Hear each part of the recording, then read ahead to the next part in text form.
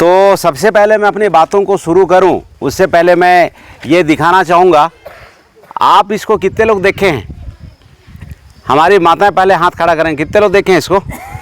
ऐसा हाथ खड़ा करके आप लोग मतलब कि हमारा ऐसा इशारा दे सकते हैं ऐसा? हाँ, कतक सन दिख है के ये किताब के, और इधर हमारे भाई लोग बहुत कम, बहुत कम। तो इसका नाम है संविधान।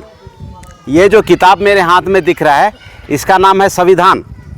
तो आपके इधर ही बलरामपुर साइड के हमारे एक बहुत अच्छे पुराने कार्यकर्ता साथी हैं, उनका नाम धर्मों का है। एक बार हमारे संगठन के माध्यम से कार्यक्रम लगा और ऐसे ही प्रचार गाड़ी में चोंगा में आवाज़ आ रहा था कि संविधान के सम्मान में भारत मुक्ति मोर्चा मैदान में, ऐसा आवाज़ ऐसा माइक में बज रहा था।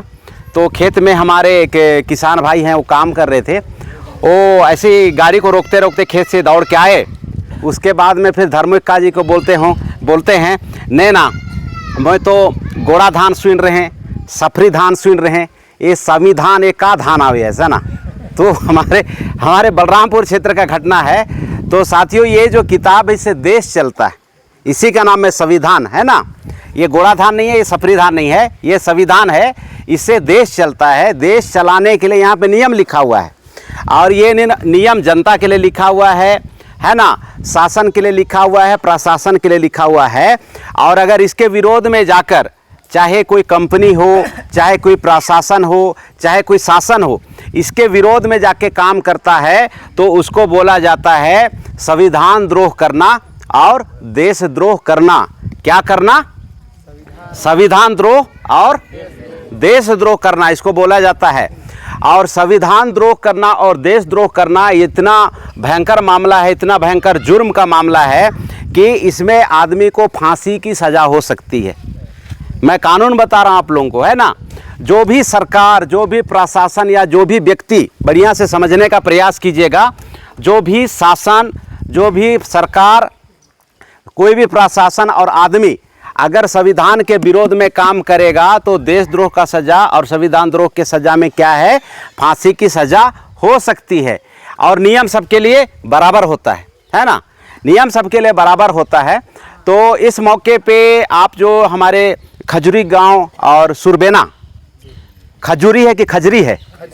खजूरी गांव और सुरबेना गांव के हमारे जो मंचासीन यहाँ पे जो हमारे जनता जनार्दन बैठे हुए हैं, आप लोग हमारे पंच परमेश्वर साथी लोग बैठे हुए हैं, हमारे मूल निवासी समाज के साथी लोग बैठे हुए हैं, इन तमाम लोगों को मैं एक चीज़ बताना चाह रहा हूँ कि आप ओनर ऑफ इंडिया हैं, आप मालिक हैं। तुम्हें मान ये जमीन कर मालिक ही का, ये देश कर मालिक ही का। और ये बात के मैं बताए चाहता हूँ कि एक बात के समझना बहुत ज़रूरी है ना। तो ये संविधान में पहले नंबर पे क्या लिखा हुआ है, ये आप लोगों के काम का मैं बात बताऊंगा।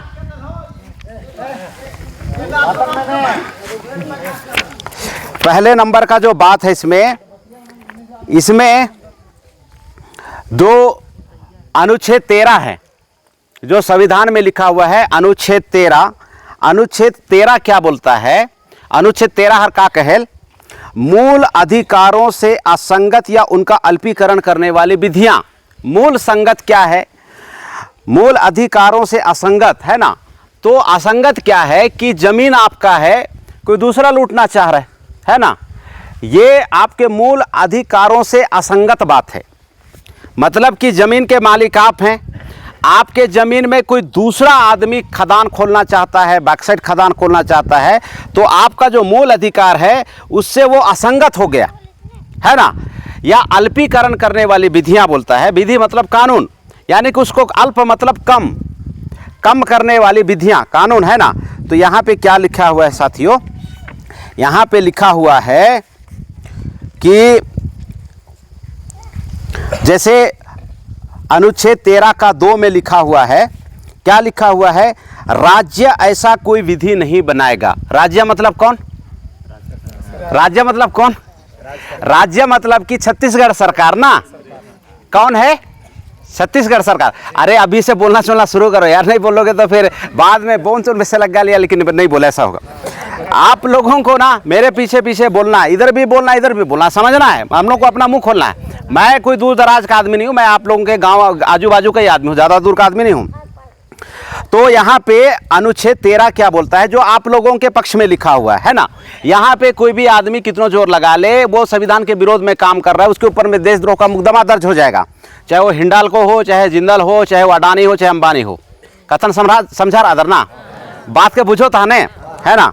तो इसमें क्या लिखा हुआ है, इसमें 2 में लिखा हुआ है अनुच्छेद 13 का 2। कितना? अनुच्छेद 13 का 2। इसमें क्या लिखा हुआ है, राज्य ऐसा कोई विधि नहीं बनाएगा, यानी कि राज्य सरकार ऐसा कोई विधि नहीं बनाएगा जो इस भाग द्वारा प्रदत्त अधिकारों को छीनती है। जो इस भाग में जो प्रदत्त अधिकार है आप लोगों का, उसको छीनता है। अधिकार क्या है? जल जंगल जमीन का मालिक कौन है? जल जंगल जमीन का मालिक आदिवासी है। जल जंगल जमीन का मालिक हिंडाल्को तो नहीं है ना। तो यहाँ पे देखिए, ये 2 में लिखा हुआ है, ये देखिए एकदम स्पष्ट, ये 2 नंबर पे यहाँ पे लिखा हुआ है, ये देखिए बढ़िया से। यहाँ पे राज्य ऐसी कोई विधि नहीं बनाएगा जो इस भाग द्वारा प्रदत्त अधिकारों को छीनती या न्यून करती या इस खंड के उल्लंघन में बनाएगी प्रत्येक विधि उल्लंघन की मात्र तक शून्य होगी। यानी कि आपके लिए संविधान इतना पावर दिया हुआ है कि कोई अगर इस विधि को अनुच्छेद 13 का 2 को उल्लंघन मात्र कर दे, उतने में शून्य हो जाएगा। क्या हो जाएगा? शून्य हो जाएगा, मतलब 0 हो जाएगा ना। 0 मतलब लड्डू हो जाएगा। तो कानून आपके समर्थन में है, संविधान आपके समर्थन में है। कमी कहाँ है कि हमको ये बातें पता नहीं है। कि पता है बहन? पता नहीं है, इसलिए ऐसा नहीं बोल पा रहा। अगर पता होता तो फिर बोलता है, मिस्टर ये तुम्हारा इलाका नहीं है, हटो इधर से। ऐसा बोलते कि नहीं बोलते? तो साथियों, ये अनुच्छेद 13 का 2 को बढ़िया से पढ़ना। और ये जो जिससे देश चलता है, जिससे आपका हक अधिकार संरक्षित होता है, ये किताब हर किसी के पास होना चाहिए कि नहीं होना चाहिए? तो आज तक क्यों नहीं है? हमारे वही लोग बताइए क्यों नहीं है? पता नहीं था ना? पता नहीं था ना? तो आज के इस सभा के दरमियान में आप सभी साथी लोग बढ़िया से इस बात को बढ़िया से समझिए। और अगर कोई बातें समझ में नहीं आ रहा, दोबारा बुलाइएगा, तिबारा बुलाइएगा, हम लोग अपनी बातों को और बताएंगे। तो ये जो जानकारी हमको कहाँ से मिल रहा है? ये जानकारी हमारे समाज के जो बुद्धिजीवी साथी हैं, हमारे माननीय गुरुजी हैं, उसको मैं आज लाना चाह रहा था, लेकिन उनका कार खराब सड़कों में नीचे तरफ पत्थर टकरा जाने के वजह से जो यूरिया वाला पाइप है, डीजल गाड़ी है उनका, तो वो टूट गया, तो आने नहीं सका। और वो बोला कि मैं बस का सफ़र करता हूँ, तो थोड़ा बुजुर्ग अवस्था में चला जा रहा हूँ, बहुत ज़्यादा थकान लगता है, तुम तो अभी जवान हो, तुम चले जाओ। मैं बोला ठीक है, मैं जाता हूँ और हमारे गाँव वालों से मिल के आऊँगा मैं। तो मैं आ गया। आते आते थोड़ा सा विलम्ब हुआ, नया इलाका था मेरा। तो वो गुरुजी से मैंने सीखा, बहुत सारी बातें उससे मैंने सीखा, उससे मैंने ट्यूशन लिया, उनके घर में जा के मैंने उनके पास में पढ़ाई किया, तब जाके ये मुझे समझ में आया, है ना। तो आप ये जो जानकारी है, ये हमारे गुरुजी से पढ़ सकते हैं या फिर आप मेरे से भी पढ़ सकते हैं। और आप पढ़ेंगे तो पक्का है कि मैं आपको समझा ही दूंगा। अनुच्छेद 13 का 2 है ना, अनुच्छेद 13 का 2 में क्या लिखा हुआ है कि कोई भी सरकार है ना, कोई भी राज्य की जो सरकार है, इस भाग में मिले हुए अधिकारों के विरोध में जाके या असंगत ऐसी कोई विधि नहीं बनाएगा। ये पहली बात है, अनुच्छेद 13। उसके बाद में दूसरी बात क्या है, अभी जैसे आप लोग ऐसा बोलेंगे एसडीएम को, तहसीलदार को, कलेक्टर को, तो वो क्या करेगा? अगर जब ऐसी बात बोलेंगे कि अनुच्छेद 13 हमारे पक्ष में है सर, आप कानून के विरोध में जाके, संविधान के विरोध में ऐसा काम नहीं कर सकते, ऐसा आप बोलेंगे उनको, हिंडाल्को वालों को, उसके बाद में एसडीएम को, कलेक्टर को, तहसीलदार को, तो क्या करेगा? खूब सारा पुलिस बल भेजेगा कि नहीं भेजेगा? उस समय अगर आप जवाब देने नहीं जानेंगे तो फिर वो बोलेगा कि आप लोगों को अंदर कर देंगे, आप लोगों को जेल हो जाएगा, ऐसा बोल के धमकी देते हैं कि नहीं देते हैं? तो हाँ, तो इसके लिए दवाई बताता हूं मैं आप लोगों को ना। इसके लिए दवाई है अनुच्छेद 19। कितना है? अनुच्छेद 19 में क्या लिखा हुआ है मैं आपको बता रहा हूं। अनुच्छेद 19 में क्या लिखा हुआ है? अनुच्छेद 19 का, उधर बात क्लियर सुनाई दे रहा है ना साथियों? बढ़िया सुनाई दे रहा है ना? मम्मी लोग उधर पीछे सुनाई दे रहा है ना? हाँ, बढ़िया है। तो आप लोग लिखते जाइए। आप लोग अंडर मार्किंग करते जाइए, जो संविधान का किताब पकड़े हो अंडर मार्किंग करते जाइए, लिखते जाइए, है ना। पहले नंबर पे लिखो ब्रदर, अनुच्छेद 13 का 2 लिखिए। और अगर आप लोग भी पीछे तरफ अगर कॉपी पकड़े तो आप लोग भी लिख लो। और इसका जो व्याख्या करना है ना, व्याख्या करना मतलब क्या, इसका बोलना कैसे, उसको अभ्यास करना पड़ेगा। और ये बहुत कठिन नहीं है, ये बहुत कठिन नहीं है, बहुत आसान है, बहुत सरल है। और यहाँ पे अगर कोई एको कक्षा नहीं पढ़ा ना वो भी बोल पाएगा, एको कक्षा नहीं पढ़ा वो भी बोल लेगा। बोलने में क्या है, अनुच्छेद 13 बोलना ही तो है, अनुच्छेद 13 का 2 बोलना है। इसको 2-3 बार थोड़ा सा रिपीट करेंगे, अभ्यास करेंगे तो आपको समझ में आ जाएगा। अनुच्छेद 13 का 2 लिखे ब्रदर, हुआ, लिख लिए। उसके बाद में जैसे आप लोग बोलेंगे किसी भी जो आपके जैसे देखिए, ये जो सरपंच के द्वारा जो ग्राम सभा किया जाता है वो एक अलग चीज़ है, और 5वीं अनुसूची के द्वारा जो आप मालिक लोग आप ग्राम सभा करते हैं वो एक अलग चीज़ है, दोनों अलग चीज़ है ना। उनका पंचायत सभा होता है, आपका ग्राम सभा होता है। आपका जो आदिवासी पंचायत में जो आप लोग जो सभा का जो आप लेते हैं वो एक अलग है, और जो सरपंच सचिव वाला वो अलग है। वो जानता था हमारे जो कानून के जो लिखेता हैं, जो कानून को लिखने वाले थे, वो जानते थे कि भविष्य में जाके ऐसा गड़बड़ी हो सकता है, तो उसका उपाय पहले ही कर चुके हैं। तो वो सुप्रीम नहीं है, सुप्रीम आप लोग हैं। तो ये व्यवस्था उन्होंने पहले से बना के रखा हुआ है कि अगर बाई चांस इक्का दुक्का आदमी कोई गड़बड़ी कर ले तो उसका व्यवस्था में पहले बना दें, उसके लिए व्यवस्था में आप लोग हैं। अगर आप लोग अगर इसको खारिज कर देते हैं तो स्वतः खारिज हो जाएगा, जीरो हो जाएगा, उसको वो मान्य नहीं है। मान्य कौन है, आप पूरे गांव के वाले लोग, अगर आप लोग सहमत हो कि अगर आप कर दे रहे हैं तो ये मान्य होगा। तो जैसा आप इस बात को बोलेंगे तो निश्चित रूप से बड़ी बल में पुलिस फोर्स भेजेगा, क्योंकि हमारे साथ में ऐसे ही हुआ था। ग्राम तिरछोट में वो जो ज़मीन का मुआवजा बढ़िया नहीं मिल रहा था, तो हमने प्रॉपर तरीके से बढ़िया इस टाइप का ऐसा सभा बैठा हुआ था गांव वालों का, हमने वहाँ का तहसीलदार को, एसडीएम को हमने इस संदर्भ में जब बात बोला, है ना, तो उन लोग जब सवाल हम लोग करना शुरू किए तो उन लोग तो भाग गए उस दिन। लेकिन तीसरे दिन बड़ी तादाद में सुबह एकदम से उठ बिहान 5 बजे, कितना बजे, 5 बजे एकदम उठ बिहान, आदमी उठा नहीं था तब तक के लिए पुलिस बल लेके गाँव में घुस गए। तो वो जो वीडियो में डाला हुआ त्रिशोट वाला जो वीडियो में अगर कोई लोग देखे हैं, है ना, 244 अनुच्छेद को हनन करने की प्रयास असफल प्रयास करती हुई प्रशासन, या ऐसा करके मैं कोई हेडिंग डाला हूं, तो वो 29 तारीख का है। जबकि हम लोग वहाँ के एसडीएम से, वहाँ का तहसीलदार से हम लोग 26 अप्रैल को पहले बात कर चुके थे। 26 अप्रैल या 27 अप्रैल, 27, 28, 29, 26 अप्रैल को बात किए थे। तो जब आप लोग ऐसा बात करेंगे साथियों, तो मैं आप लोगों को बता रहा हूं कि बड़ी बल में पुलिस भेजेगा, तो आप लोगों को आपका अनुच्छेद 19 को आप लोगों को इस्तेमाल करना है। और इसके लिए थोड़ा सा बढ़िया से प्रशिक्षण लीजिए, आप लोग 1-2 दिन प्रशिक्षण लेंगे तो हो जाएगा। तो ये अनुच्छेद 19 का 5 है ना, अनुच्छेद 19 का 5 में क्या लिखा हुआ है आप लोगों के लिए, लिखिए। अनुच्छेद 19 का 5 लिखिए। इसमें लिखा हुआ है, उक्त खंड के 8 उपखंड और उपखंड की कोई बात उक्त उपखंडों द्वारा दिए गए अधिकारों के प्रयोग पर साधारण जनता के हितों में या किसी अनुसूचित जनजाति के हितों के संरक्षण के लिए युक्तियुक्त निर्बंधन जहां तक कोई विद्यमान विधि अधिरोपित करती है वहां उसके प्रवर्तन पर प्रभाव नहीं डालेगी। मतलब कि जो ये थोड़ा सा जटिल संवैधानिक शब्द है, युक्तियुक्त निर्बंधन, है ना, अधोरोपित, ऐसा थोड़ा सा जटिल शब्द है। इसका मैं सरल शब्द में बता रहा हूं कि यहाँ पे जो भी आप लोगों के लिए जो विधि विधान है, जो हमारे पुरखों ने हमारे लिए लिख के गया हुआ है ना, अगर यहाँ का जो निर्बंधन है, यहाँ का जो अनुबंध है, उसके अलावा कोई भी जो दूसरा है वो कानून आप लोगों के ऊपर में लागू नहीं होगी। यानी कि जो राज्य सरकार का जो प्रशासन है, इस कानून के तहत, इस अनुच्छेद के तहत, इस अधिकार के तहत वो आप लोगों का संरक्षण करने के लिए बाध्य है, आप लोगों के लिए बाध्य है।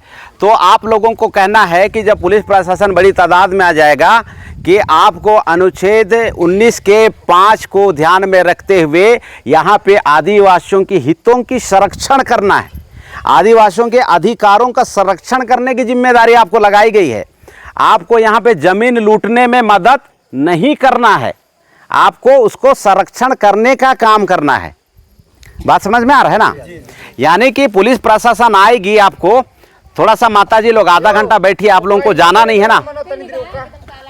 हाँ हाँ, बैठा बैठा जमीन हाँ बैठा झीन जावा। अगर रात ही हो जाई होले का हुई कि ना, अगर रात भी हो जाए तो का हुई, ज़्यादा से ज़्यादा 6 बजी, ज़्यादा से ज़्यादा 7 बजी, है ना, ओकर से ज़्यादा का हुई। सुन लेवा बढ़िया से, एकदम शांति दिमाग से बैठा। तो यहाँ पे जो प्रशासन है वो आपके अधिकारों को संरक्षण देने के लिए बाध्य है। आपके अधिकारों को छीनने के लिए यहाँ पे प्रशासन की जिम्मेवारी नहीं लगा है। ये कौन सा बोल रहा है? ये आपका अनुच्छेद 19 का 5 बोल रहा है। मेरे जाने के बाद में उसको पढ़िएगा, और अगर नहीं समझ में आएगा तो दोबारा मेरे को टेलीफोनिक और फ़ोन कीजिएगा, उसमें आपको डिटेल और वृत्तांत उसमें बताएंगे पूरा ना। तो ये आपका अनुच्छेद 19 है। तो अगर मान लिया जाए कि कोई भी पुलिस प्रशासन आपके ऊपर में अगर ज़बरदस्ती करेगा, है ना, तो वो क्या कर रहा है? वो संविधान के विरोध में काम कर रहा है। संविधान के विरोध में काम करने का मतलब क्या हुआ? देशद्रोह का काम कर रहा है। तो आप लोग यहाँ पे भारी पड़ने वाले हैं, और जो संविधान के विरोध में काम करेगा वो सीधा सी बात है भैया, वो कानून के शिकंजे में आ रहा है। कानून कोई छोटा मोटा चीज़ नहीं है। अभी जैसे मैं त्रिशोट में जब मैं बोला कि ऑनर ऑफ इंडिया आदिवासी है ना, तो मेरे को कानून के विरोध में जाके, संविधान के विरोध में जाके, जबकि 5वीं अनुसूची क्षेत्र में आदिवासी के ऊपर में जो बीएनएस की धारा है वो लगता नहीं है, तब भी मेरे को 68 दिन जेल में घुसाने का काम किया था पुलिस वाले लोग ना। तो 68 दिन हमको जेल में घुसाने का काम किया। तो यहाँ पे मैं आपको बता रहा हूँ, ये हिंडाल्को मामला है। अगर ये जो चीज़ें अगर बढ़िया से नियंत्रित नहीं होगी तो बहुत ज़्यादा उन लोग प्रयास करने का प्रयास करेगा। लेकिन उस समय की जो बातें हैं और अभी की बातों में बहुत ज़्यादा फ़र्क आ चुका है। हमारे बहुत सारे साथी लोग तैयार हो चुके हैं। हम लोगों को कैसे हमारा संवैधानिक दायरे में अपनी बातों को रखना है, लड़ाई को लड़ना है, ये पूरा का पूरा बातें अभी बहुत ज़्यादा स्पष्ट हो चुका है ना। तो आपको अनुच्छेद 13 को बढ़िया से समझना है, अनुच्छेद 19 को बढ़िया से समझना है। उसके बाद में फिर अनुच्छेद 244 है ना, 244 अनुच्छेद को आपको समझना है। 244 क्या है? 244 है, 244 में 244 का 2 है ना, 244 का 2 लिखिए। तो यहाँ पे क्या लिखा हुआ है? अनुसूचित क्षेत्रों में किसी राज्य की कार्यपालिका शक्ति, यानी कि ये जो इलाका है आप लोगों का ना, ये जो क्षेत्र है, ये क्या है? अनुसूचित क्षेत्र है। क्या है ये? अनुसूचित क्षेत्र। इंग्लिश में उसको क्या बोलते हैं? Scheduled area. क्या बोलते हैं? Scheduled area. हिंदी में इसको अनुसूचित क्षेत्र है ना। और अगर हम लोग सामाजिक अपना बोलचाल में बोलेंगे तो आदिवासी एरिया भी बोल सकते हैं, आदिवासी क्षेत्र भी बोल सकते हैं ना, बहुल क्षेत्र ऐसा बोल सकते हैं। तो ये आप लोगों का है ना। तो यहाँ पे प्रशासन नियंत्रण का जो अधिकार है वो आप लोगों के पास में। प्रशासन नियंत्रण का अधिकार किनके पास में है? आप लोगों के पास में। आप लोग प्रशासन चला सकते हैं। तो इसमें क्या लिखा हुआ है? इसमें लिखा हुआ है साथियों, 244 का 2 में लिखा हुआ है, अनुसूचित क्षेत्र में किसी राज्य की कार्यपालिका शक्ति। तो यहाँ पे बड़ी स्पष्ट तरीके से लिखा हुआ है कॉन्स्टिट्यूशन में, संविधान में, इस अनुसूची के उपबंधों के अधीन। एक बार मेरे पीछे रिपीट कीजिए, इस अनुसूची के उपबंधों के अधीन। उपबंधों का मतलब होता है शर्त। शर्त मतलब कि उसको और देहाती लैंग्वेज में क्या बोलेंगे यार? हाँ, बाजी। शर्त, हाँ बाजी बोलते हैं। मतलब कि इसमें क्या बोल रहा है कि मतलब कि उपबंध मतलब क्या है? दूसरे लोग कसम खाए नहीं बोलते हैं। हाँ, मतलब कि ये आप लोगों के लिए है ना। तो इस अनुसूची के उपबंधों मतलब कि ये जो सूची में जो नियम है, जो शर्त है, जो कानून है ना, उसके अधीन में रहते हुए किसी राज्य की शक्ति का विस्तार उसके अनुसूचित क्षेत्रों पर है। इसका मतलब क्या है साथियों? अनुच्छेद 244 है जो आपका रिजर्व क्षेत्र है, एक्सक्लूडेड एरिया और पार्सल एक्सक्लूडेड एरिया बोलते हैं इसको। एक्सक्लूडेड एरिया और पार्सल एक्सक्लूडेड एरिया इसको बोलते हैं। तो ये जो है आपका रिजर्व एरिया है। इस रिजर्व एरिया में स्पष्ट शासन को क्या निर्देश दिया गया है? इस क्षेत्र के उपबंधों के अधीन, यानी कि इस क्षेत्र में जो संविधान के द्वारा आपको जो अधिकार दिया गया है ना, इस अधिकार के अधीन में रहते हुए कोई भी कार्यपालिकी शक्ति इस क्षेत्र में काम करेगी, है ना, इस क्षेत्र में काम करेगी। यानी कि मैं आप लोगों को बोलना चाहता हूं, मैं इस संविधान के होते हुए, इस अधिकार के होते हुए हम लोगों को ज़्यादातर एक चीज़ बोलने सिखाया जाता था ना, क्या सिखाया जाता था? ना राज्य सरकार ना केंद्र सरकार सबसे ऊंचा है, नहीं, ना राज्यसभा ना लोकसभा, सबसे ऊंचा है ग्राम सभा। ये सिर्फ बोलने के लिए नहीं है, ये आपके अधिकार में है। यहाँ पे 244 जो आपका रिजर्व इलाका क्या बोल रहा है प्रशासन नियंत्रण में, कि कोई भी कार्यपालिका शक्ति कौन है? कलेक्टर है। कौन है? एसडीएम है। कौन है? तहसीलदार। ये आपका कार्यपालिका शक्ति है। उनके लिए क्या इसमें निर्देश दिया हुआ है कि वे इस क्षेत्र के अधीन में जो नियम है उस नियम के अधीन में रह के आपके लिए काम करेगा। किसके लिए काम करेगा? अभी आपके लिए काम कर रहा है क्या? नहीं कर रहा है। अभी किसके लिए काम कर रहा है? हिंडाल्को के लिए कर रहा है। तो हाँ, वो हिंडाल्को के लिए कर रहा है, हमारे लिए नहीं कर रहा है ना।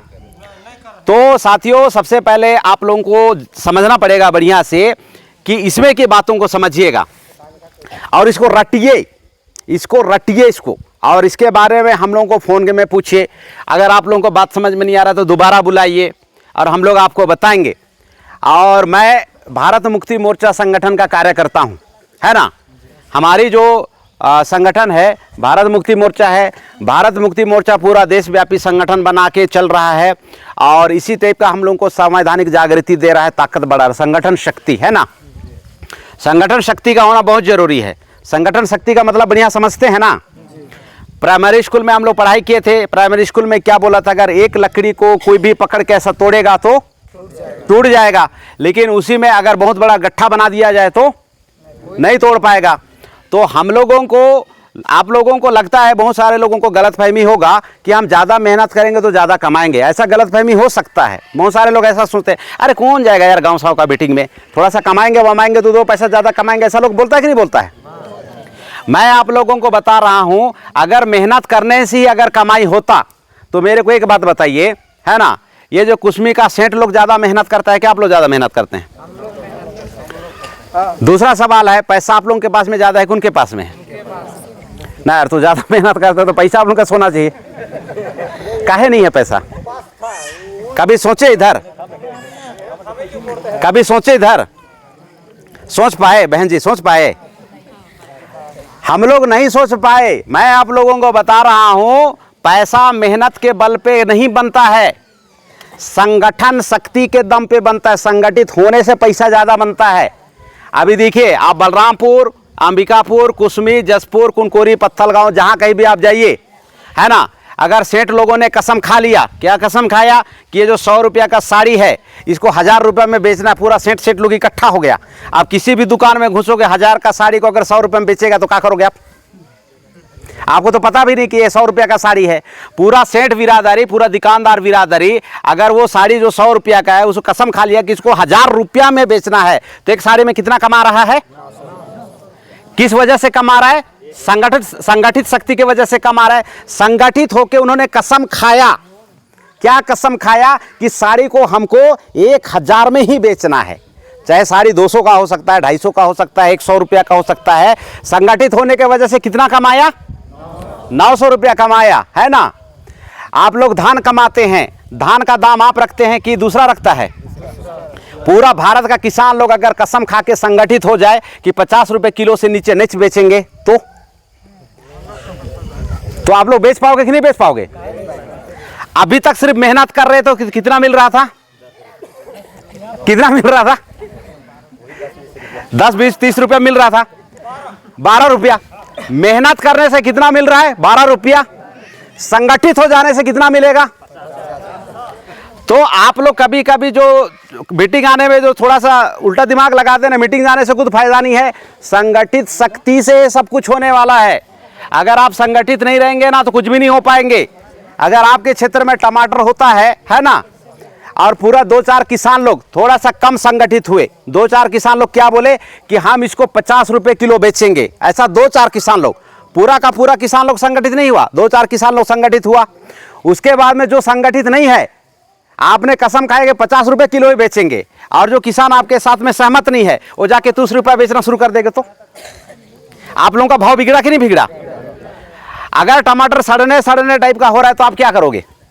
30 रुपए में बेचोगे। असंगठित होने से कितना का नुकसान हो गया?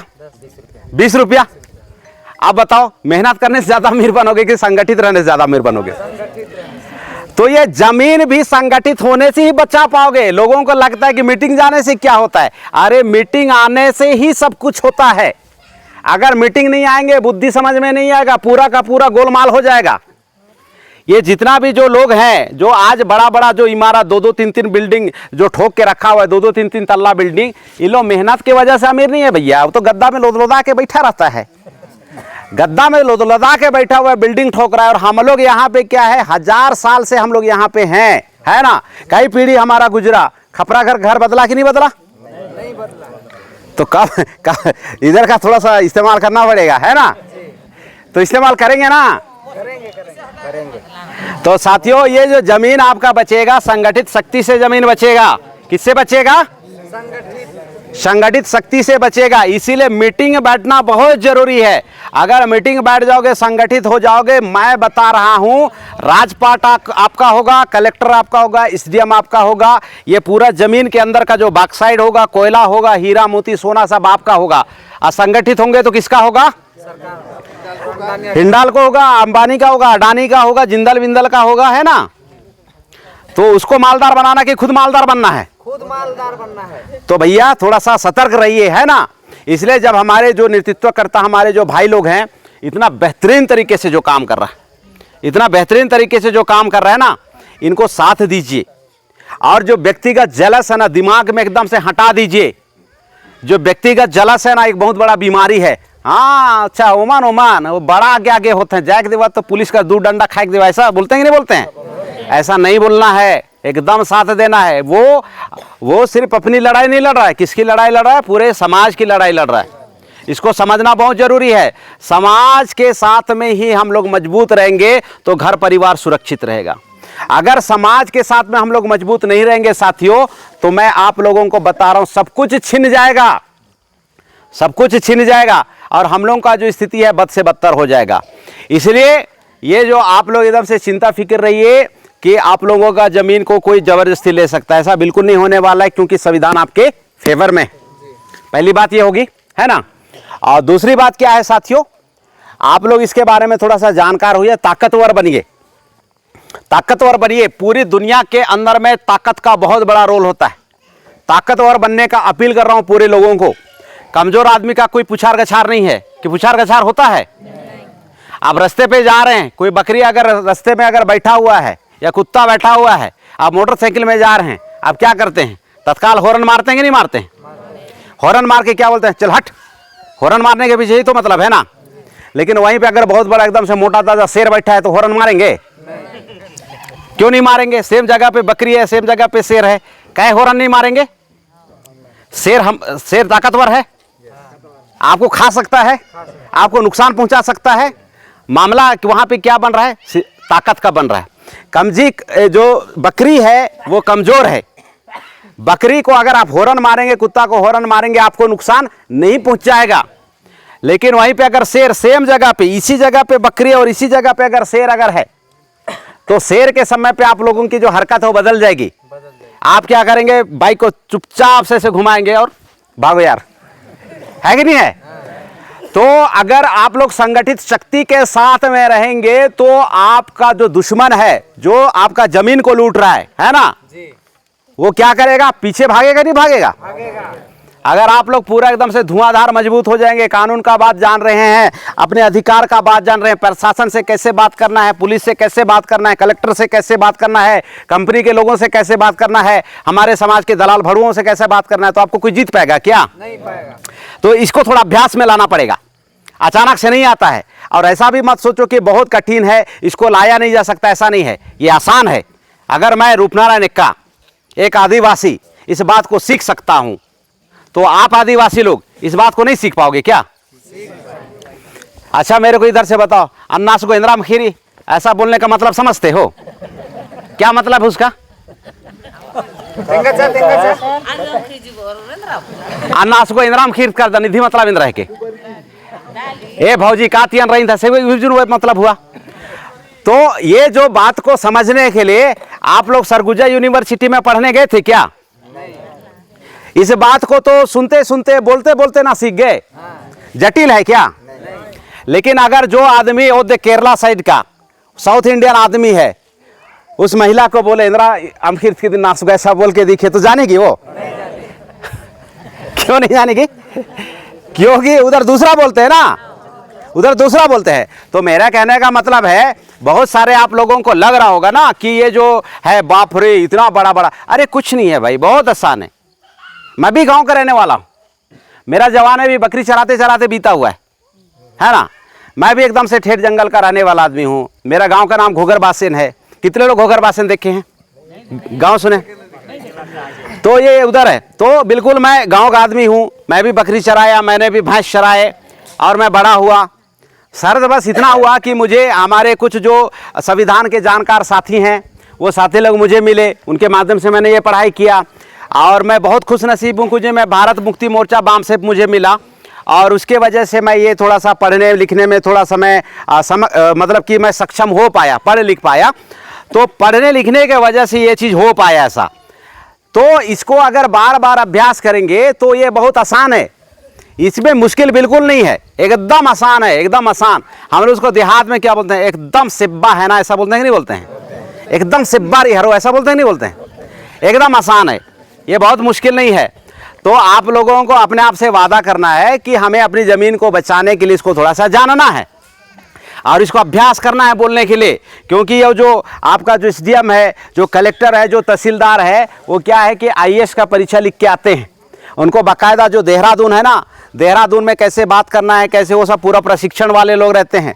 अगर आप प्रशिक्षित नहीं होंगे तो आप बोल नहीं पाएंगे, आपको तुरंत घुमा देगा, तुरंत घुमा देगा। इसलिए जानकार बनना जरूरी है और जानकार होने का सिर्फ एक जगह है साथियों, वो है मीटिंग। भारत मुक्ति मोर्चा का बैठक में जरूर आइए। मैं आप लोगों को बता रहा हूं, आपके इलाका का जितना नेता मंत्री साहब जितना कानून को नहीं जानता है ना, उससे ज़्यादा जानेंगे आप लोग, जानेंगे। आपके इलाके का जो नेता मंत्री जितना नहीं जानता ना, उससे ज़्यादा आप लोग जानेंगे। बस मीटिंग में आते रहिए। मैं आज तक वार्ड पंच का चुनाव भी नहीं जीता हूं, मैं वार्ड पंच का चुनाव भी नहीं जीत पाया हूं मैं, लेकिन संवैधानिक बातों को मैं इतना ज़्यादा जानता हूं कि अगर हमारा सामना अगर कलेक्टर वलेक्टर से हो जाए ना तो पानी पिलवा देता हूं मैं। सही बात है कि नहीं है? सही बात है। तो साथियों, ये जो चीज़ें हैं आप लोग हर कोई कर सकते हैं, हर कोई कर सकते हैं और हम लोग आपके साथ में हैं। और इसमें जैसे ये तो हुआ जानकारी की बातें कि कानून और संविधान आपके पक्ष में है, और दूसरा बातें हैं कि हमारे द्वारा एक एप्लीकेशन आप लोगों के लिए डिजाइन कर दिया जाएगा, जो यहाँ का कलेक्टर महोदय है उसको दे दिया जाएगा। इस कंपनी के ऊपर में किसी टाइप का, इस ज़मीन के ऊपर में कंपनी के द्वारा किसी टाइप का अतिक्रमण नहीं होना चाहिए। इसका हम लोग लेटर बना के आपको व्हाट्सअप कर देंगे, आप उसको कंप्यूटर में बढ़िया से टाइप करा लीजिएगा कंप्यूटर के माध्यम से। उसके बाद में सूचना आए हाउ हाउ हाउ हाउ हाउ बार बार मौका नहीं मिले। हाँ तनी सुन ले का है कि नहीं, रोज दिन आखिर लेट तनी मनी हो जाता है। सुन रहा बार बार मौका एहन नहीं जुटब। अभी आवे वाला समय में बड़ा मीटिंग रही, सरकार हमारे सामने एकदम। मैं तो आखिरी ही कर रहा था, जो एप्लीकेशन लिखने के बाद बोल रहा था ना, तो आखिरी ही कर रहा था मैं। हाँ, तो मैं बोल रहा हूँ कि देखिए, ये तो हमने आपको जो बातें बताया अधिकार का वो है ना। मतलब कि इसका मतलब क्या है कि हमने दिन भर फुटबॉल खेला और अगर गोल पोस्ट अगर नहीं लगा हुआ है तो फिर कहाँ पे गोल मारोगे? कौन जीता कौन हारा कैसे फाइनल करोगे ना? तो हम लोगों के माध्यम से जो कलेक्टर महोदय है उसके लिए एक एप्लीकेशन बना दिया जाएगा, मैं व्हाट्सअप कर दूंगा आपके मोबाइल पे। उसको आपको टाइप कराना है और जो यहाँ पे जो संबंधित कलेक्टर साहब हैं, कहाँ पे के कलेक्टर आप पढ़ते हैं? बलरामपुर। तो बलरामपुर के कलेक्टर महोदय को वो चिट्ठी आप लोगों को छोड़ना है और किसी भी तरीके से अगर हिंडाल्को कंपनी की गैर संवैधानिक गतिविधि अगर होता है तो आप लोगों को ही मजबूत होना पड़ेगा, है ना। पूरा मार्गदर्शन हमारे जो 5वीं अनुसूची के जो ट्रेनर्स हैं, पूरे राष्ट्रीय आदिवासी एकता परिषद का जो भारत व्यापी संगठन है, हमारे जो बहुत सारे जो गुरुजन हैं जो 5वीं अनुसूची के बारे में बहुत एक्सपर्ट हैं, उनके माध्यम से कागज़ आप लोगों के पास में भेजा दिया जाएगा। और आप लोग बिल्कुल अपनी जगह पर टिक रहिए। अपनी ज़मीन को बेचना किसी भी सूरत में बुद्धिमत्ता नहीं है। आप ज़मीन के मालिक हैं। किसी को बेच के पैसा कमाने से लाख गुना बेहतर है कि आप उसको बेच के भारत सरकार को बेचिए, आप पैसा वाला बनिए, वो ज़्यादा एक अच्छा मामला है। आप निकाल के खुद बेचिए, किसी दूसरे को बेचवाने की ज़रूरत नहीं है। अगर ज़रूरत पड़े भारत सरकार को इतना ज़्यादा बॉक्साइड की, तो आप लोग मालिक बन के आप लोग कर सकते हैं। आपका ज़मीन का सामान को कोई दूसरा आदमी नहीं कर सकता है, वो संविधान के विरोध में है ना। तो आज के इस मौके पे मैं इतनी ही जानकारी देके मैं अपनी बातों को समाप्त करता हूं। और आप सभी लोग कितना समय दिए मेरे लिए?